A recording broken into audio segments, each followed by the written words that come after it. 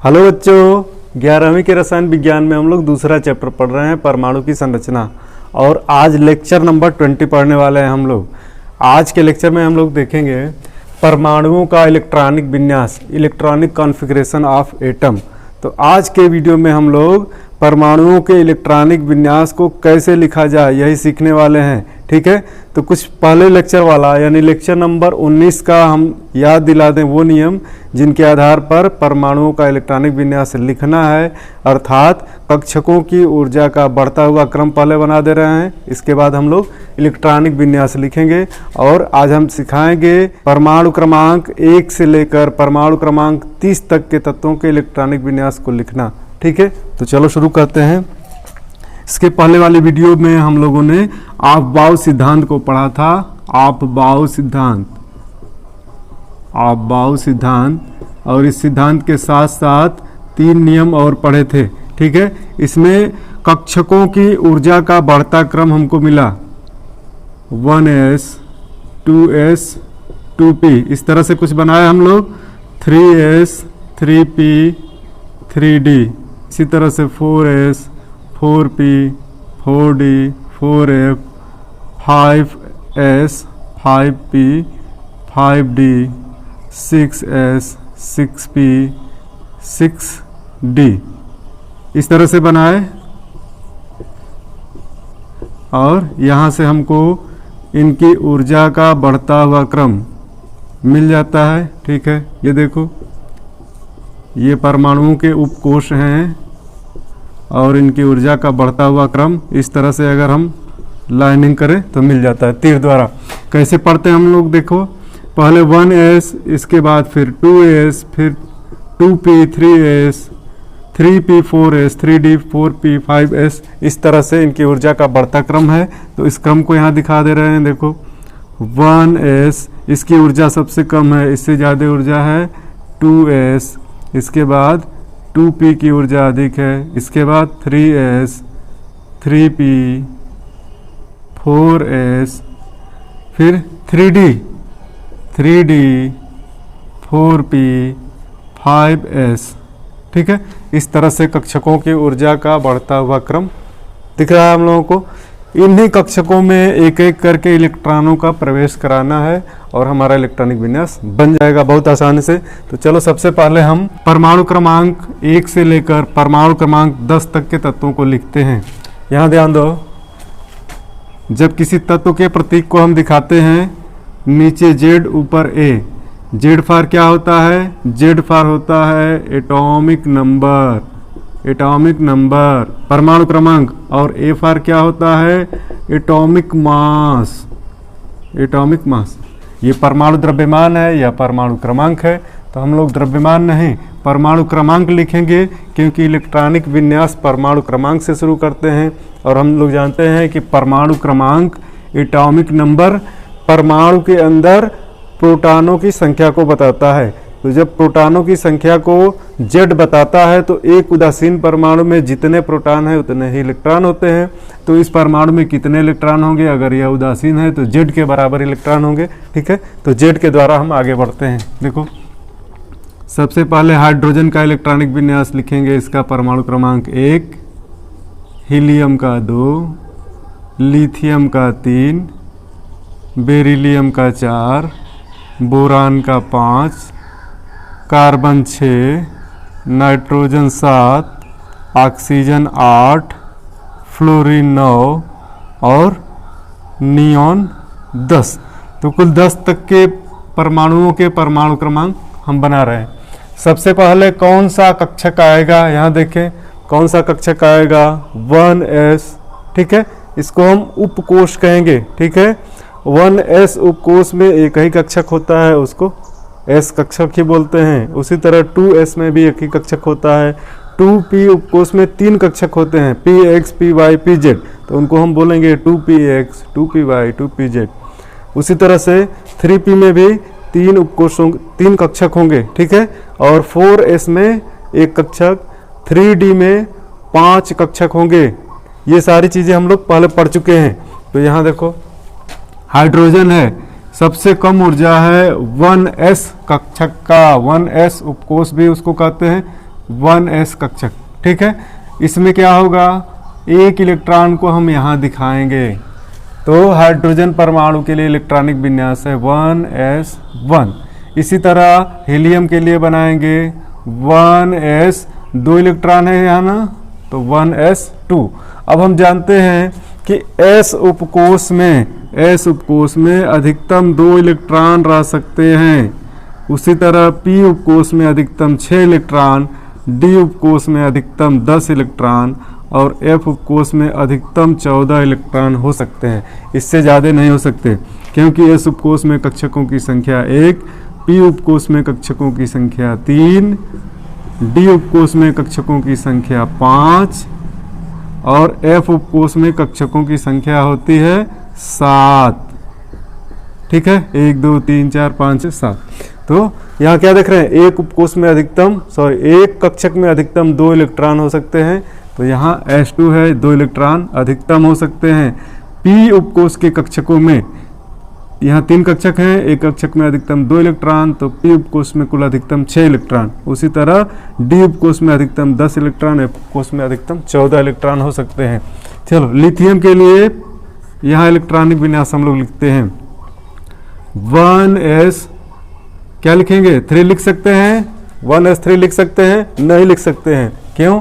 क्योंकि s कक्षक में केवल 2 ही इलेक्ट्रॉन हो सकते हैं। तो यहाँ हम क्या लिखेंगे, 1s2 और इसके ठीक बाद अगला कक्षा, यानी कि अगली कक्षा है, या इसको अगला कोष भी कहते हैं, या पहली कक्षा है या दूसरी कक्षा।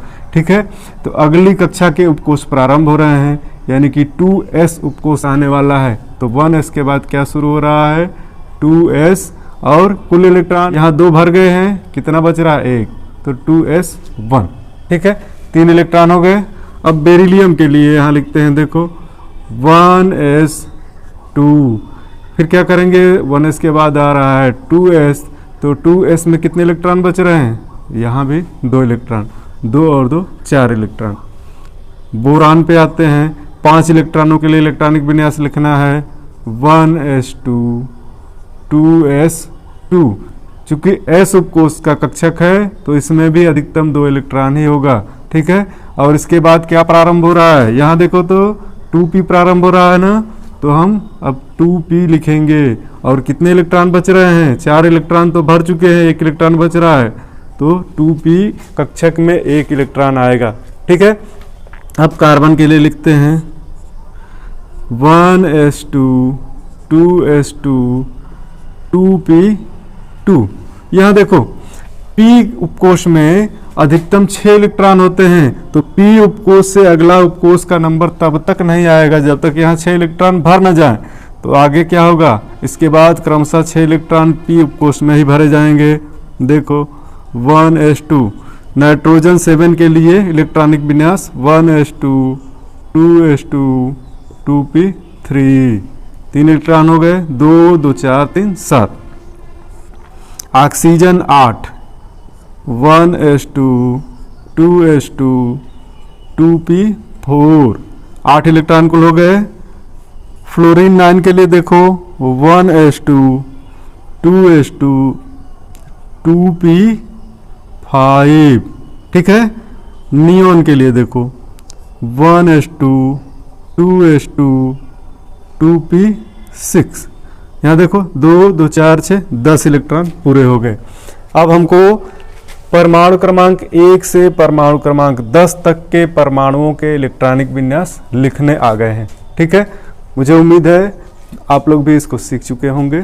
ठीक है, यहाँ कुछ और आवश्यक चीज़ें हम बताने जा रहे हैं, उसको ध्यान से देखें। यहाँ हम इसको बॉक्स में बंद करके हाईलाइट कर रहे हैं। यहाँ नियॉन को भी इसी तरह बॉक्स में बंद करके हाईलाइट कर रहे हैं। ठीक है, अब यहाँ ध्यान दो, यहाँ तक एक ही कोश है, मुख्य कोश की बात कर रहे हैं, जिसके लिए मुख्य क्वांटम संख्या n का मान हम लिखते हैं 1 2 3 4, इस तरह से लिखते हैं ना। तो मुख्य क्वांटम संख्या n का मान जब 1 होगा तो कोश एक ही होगा। यहाँ एक ही कोश दिख रहा है ना, और एक ही कोश के लिए चूंकि s उपकोश है तो इसमें अधिकतम 2 इलेक्ट्रॉन हो सकते हैं, अर्थात हीलियम का यह इलेक्ट्रॉनिक विन्यास पूरा है।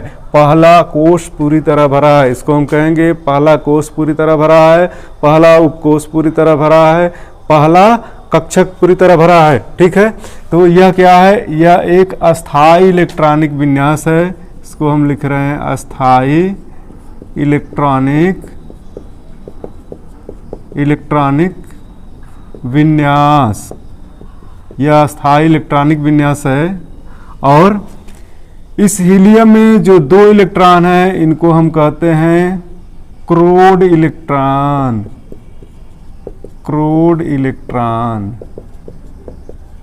ठीक है, तो जिन परमाणुओं के इलेक्ट्रॉनिक विन्यास अस्थाई इलेक्ट्रॉनिक विन्यास है, अर्थात उनमें जितने कोश हैं सब के सब कंप्लीट भर चुके हैं, उनको अस्थाई इलेक्ट्रॉनिक विन्यास, और उनमें उपस्थित इलेक्ट्रॉनों को क्रोड इलेक्ट्रॉन कहते हैं। ठीक है, यहाँ आते हैं नियॉन पे, अंग्रेजी में इसको कहेंगे कोर इलेक्ट्रॉन। नियॉन पे आते हैं, यहाँ देखो 1s ये पहली कक्षा है, पहली कक्षा जिसको हम K से जानते हैं। इसके बाद 2s और 2p ये क्या है, दूसरी कक्षा है जिसको हम L से जानते हैं। यानी मुख्य क्वांटम संख्या n बराबर 1 और n बराबर 2 के लिए यहाँ देखो पहली कक्षा K, दूसरी कक्षा L। पहली कक्षा में अधिकतम 2 इलेक्ट्रॉन हो सकते हैं क्योंकि एक ही उपकोश और एक ही कक्षक है। दूसरी कक्षा में अधिकतम 8 इलेक्ट्रॉन हो सकते हैं क्योंकि 2 उपकोश, और s उपकोश में अधिकतम 2 इलेक्ट्रॉन, p उपकोश में अधिकतम 6 इलेक्ट्रॉन हो सकते हैं। ठीक है, तो नियॉन के लिए ये सारे उपकोश या कक्षक पूर्ण रूप से भरे हुए हैं, तो इनको भी हम क्या कहते हैं, अस्थाई इलेक्ट्रॉनिक विन्यास। यह भी है अस्थाई इलेक्ट्रॉनिक विन्यास। और इसके इलेक्ट्रॉनों को भी हम कहेंगे कोर इलेक्ट्रॉन। तो नियॉन में जो 10 इलेक्ट्रॉन हैं इनको भी हम कहेंगे क्रोड इलेक्ट्रॉन। ठीक है, ये चीज समझ में आ गई होगी। अब शेष तत्वों की बात करते हैं। यहाँ ध्यान दो, देखो कुल 2 कोश हैं, पहला कोश और दूसरा कोश। कोश यानी कक्षा, ये पहली कक्षा हो गई 1, चूंकि यह 1 जो संख्या है मुख्य क्वांटम संख्या को दर्शाती है, और यहाँ 2 संख्या मुख्य क्वांटम संख्या को दर्शा रही है, तो यह पहली कक्षा है और यह दूसरी कक्षा है। ठीक है, तो यहाँ ध्यान दें 2 कक्षाएं हैं, पहली कक्षा तो पूर्ण रूप से भरी हुई है लेकिन दूसरी कक्षा पूर्ण रूप से भरी नहीं है। यहाँ अधिकतम इलेक्ट्रॉन 8 हो सकते हैं। p की संख्या, p कोश में इलेक्ट्रॉनों की संख्या 6 हो सकती है, p उपकोश है इसमें इलेक्ट्रॉनों की संख्या 6 हो सकती है, तो यहाँ टोटल 8 इलेक्ट्रॉन हो सकते हैं, अर्थात यह कंप्लीट नहीं है। और जब यह कंप्लीट नहीं है तो इस कोश में उपस्थित इलेक्ट्रॉनों को हम कहते हैं संयोजी इलेक्ट्रॉन। ये देखो जो बाहरी कोश है इसको हम कहते हैं संयोजी कोश या वैलेंस शेल। और इसके अंदर जो इलेक्ट्रॉन्स हैं, ये 2 इलेक्ट्रॉन हो गए, यह 1 इलेक्ट्रॉन, इनको हम कहते हैं संयोजी इलेक्ट्रॉन या फिर वैलेंस इलेक्ट्रॉन।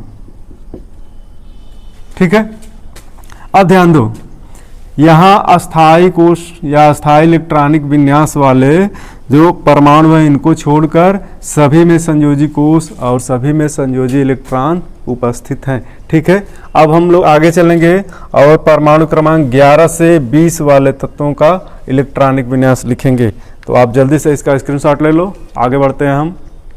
तो चलो बच्चों, अब हम शुरू करते हैं परमाणु क्रमांक 11 से परमाणु क्रमांक 20 तक के तत्वों के इलेक्ट्रॉनिक विन्यास लिखना। तो चलो आओ शुरू करें। Sodium 11, magnesium 12, aluminium 13, silicon 14, phosphorus 15, sulphur 16, chlorine 17, argon 18, potassium 19, calcium 20। तो ये हैं परमाणु क्रमांक 11 से लेकर के परमाणु क्रमांक 20 तक के तत्व, और इनके लिए हम लोग इलेक्ट्रॉनिक विन्यास लिखने जा रहे हैं। तो चलो शुरू करते हैं। सोडियम के लिए पहले 1s उपकोष आता है, तो 1s2, इसके बाद 2s, 2s2, फिर 2p उपकोष, 2p6। इलेक्ट्रॉनों काउंट करें, 2, 2, 4, 6, 10। एक ही इलेक्ट्रॉन बचा है जो आगे आने वाले उपकोष में भरा जाएगा। तो आगे आने वाला उपकोष है 3s और इसमें एक ही इलेक्ट्रॉन आएगा। देखें 2p के बाद आगे आने वाला उपकोष है 3s। चलो यहाँ देखें 1s2, 2s2, 2p6, 3s2। इसी तरह से एल्युमिनियम पर आते हैं 1s2, 2s2, 2p6, 3s2। अब इसके बाद नेक्स्ट उपकोष आएगा 3p। देखें 3s के बाद 3p उपकोष की बारी आती है और 3p उपकोष में एक इलेक्ट्रॉन आएगा। अब क्रमशः 3 उपकोष में 1, 2, 3, 4, 5, 6 इलेक्ट्रॉन आर्गन तक भरते जाएंगे। 1s2, 2s2, 2p6, 3s2, 3p2, 1s2, 2s2, 2p6, 3s2, 3p3।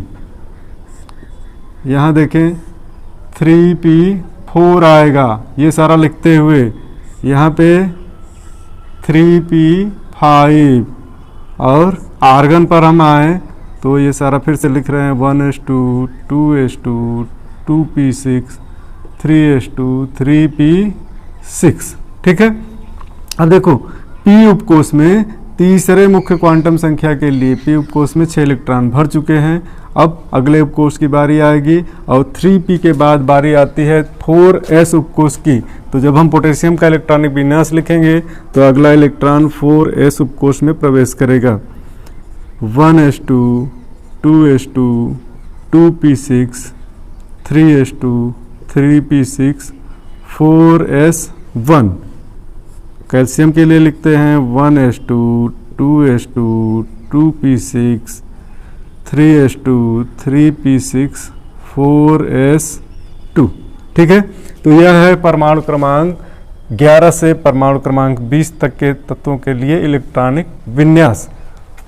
आप खुद प्रैक्टिस करें बच्चों। आप जब स्वयं प्रैक्टिस करेंगे तो ये चीज़ें बहुत ईजी हैं, आसानी से आएंगी। ठीक है। चलो अब हम शुरू करते हैं परमाणु क्रमांक 21 से लेकर 30 तक के तत्वों के इलेक्ट्रॉनिक विन्यास को लिखना। तो जल्दी से आप इसका भी स्क्रीनशॉट ले लें। स्कैंडियम परमाणु क्रमांक 21, इसी तरह टाइटेनियम परमाणु क्रमांक 22, vanadium 23, chromium 24, manganese 25, iron 26, cobalt 27, nickel 28, copper 29 और जिंक 30। ठीक है। तो इस तरह से बच्चों आप लोग भी परमाणु क्रमांक 1 से लेकर के परमाणु क्रमांक 30 तक के तत्वों के परमाणु क्रमांक, उनके नाम, उनके प्रतीक को याद रखते हैं, कंठस्थ रखते हैं, तो ये बहुत बेहतर होगा, आपके लिए बहुत सुविधा होगी रसायन विज्ञान पढ़ने में।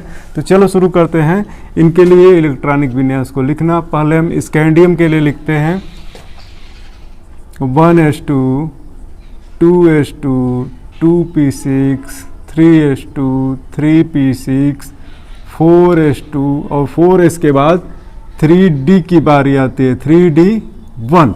यहाँ से इलेक्ट्रॉन 3d उपकोष में भरना शुरू हो गए हैं। चलो टाइटेनियम के लिए लिखते हैं इसी तरह 1s2, 2s2, 2p6, 3s2, 3p6, 4s2, 3d2। Vanadium के लिए 1s2, 2s2, 2p6, 3s2, 3p6, 4s2, 3d3। Chromium के लिए 1s2, 2s2, 2p6, 3s2, 3p6, 4s, 3d। Chromium जो है विशेष केस है और इसको हम कहते हैं अपवाद। देखें यहाँ 2 इलेक्ट्रॉन ना होकर के 1 इलेक्ट्रॉन और यहाँ 4 इलेक्ट्रॉन ना होकर के 5 इलेक्ट्रॉन होंगे। यानी इसका इलेक्ट्रॉनिक विन्यास इस तरह होना चाहिए था, लेकिन इस तरह से नहीं होगा। 4s से एक इलेक्ट्रॉन निकलेगा और 3d में प्रवेश कर जाएगा। इसका कारण यह है कि पहले तो इन दोनों की एनर्जी सेम है, यानी 3d और 4s की ऊर्जाओं में बहुत कम का अंतर है। दूसरी बात यह कि जब 3d उपकोष में एक इलेक्ट्रॉन पूरे, ये देखें d उपकोष के कक्षक, सभी कक्षकों में एक इलेक्ट्रॉन पूरे हो जा रहे हैं, यानी यह कंप्लीटली अर्धभारित उपकोष हो गया है जब इलेक्ट्रॉनों की संख्या 5 है। और अर्धभारित उपकोष या पूर्ण भारित उपकोष, या तो इसमें 5 इलेक्ट्रॉन हो या 10 इलेक्ट्रॉन हो, तब यह ज़्यादा अस्थायी होगा। ठीक है, तो यहाँ 3d उपकोष ज़्यादा अस्थायी हो रहा है, इसलिए यह विशेष केस है, इसको यहाँ हम हाईलाइट करेंगे। ठीक है, तो क्रोमियम के लिए क्रोमियम 24 यहाँ स्टार भी लगा दे रहे हैं, यह अपवाद है। उसी तरह हम कॉपर पे आएंगे तो यह भी अपवाद मिलेगा, कॉपर 29, इसको भी हाईलाइट कर दे रहे हैं, यहाँ स्टार भी लगा दे रहे हैं। ठीक है, शेष का इलेक्ट्रॉनिक विन्यास सामान्य ढंग से लिखा जाता है। मैग्नीज के लिए लिखते हैं 1s2 2s2 2p6 3s2 3p6 4s2 3d5। ठीक है, इसी तरह आयरन के लिए लिखेंगे 1s2 2s2 2p6 3s2 3p6 4s2 3d6। Cobalt के लिए 1s2 2s2 2p6 3s2 3p6 4s2 3d7। Nickel के लिए देखो 1s2 2s2 2p6 3s2 3p6 4s2 3d8। Copper के लिए देखो, ये विशेष केस है 1s2 2s2 2p6 3s2 3p6 4s2 3d9। ऐसा होना चाहिए था, लेकिन ऐसा होता नहीं है। 4s उपकोष से एक इलेक्ट्रॉन निकलकर 3d उपकोष में प्रवेश कर जाता है। इस तरह से 3d उपकोष में टोटली 10 इलेक्ट्रॉन पूरे हो जाते हैं, यह अधिक अस्थायी हो जाता है, तो यह भी अपवाद है। और दोनों ही, कॉपर का भी इलेक्ट्रॉनिक विन्यास और क्रोमियम का इलेक्ट्रॉनिक विन्यास दोनों ही इंपॉर्टेंट है, बहुत बार परीक्षाओं में पूछे जाते हैं। यहाँ जिंक पे हम चलते हैं 1s2 2s2 2p6 3s2 3p6 4s2 3d10। ठीक है, तो ये है परमाणु क्रमांक 21 से लेकर के परमाणु क्रमांक 30 तक के लिए तत्वों के इलेक्ट्रॉनिक विन्यास। तो हम लोग सीख चुके हैं परमाणु क्रमांक 1 से परमाणु क्रमांक 30 तक के लिए तत्वों के इलेक्ट्रॉनिक विन्यास। बच्चों, आप खुद प्रैक्टिस करें, आप प्रैक्टिस करेंगे तो ये चीज़ें बहुत आसान है, आसानी से आएंगे। ठीक है, तो हम मिलते हैं नेक्स्ट वीडियो में। Thank you.